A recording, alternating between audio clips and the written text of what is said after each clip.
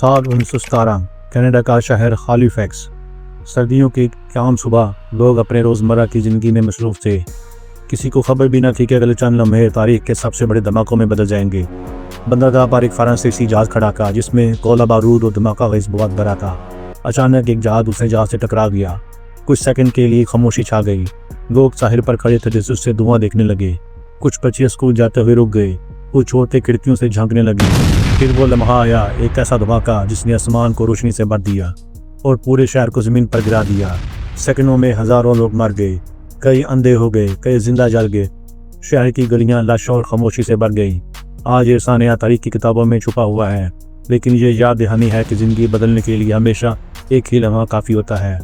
یہ تھا ہالیفیکس کا ڈارک فلیش پوائنٹ، وہ لمحہ جسے دنیا نے بھلا دیا مگر تاریخ کبھی معاف نہیں کرے گی۔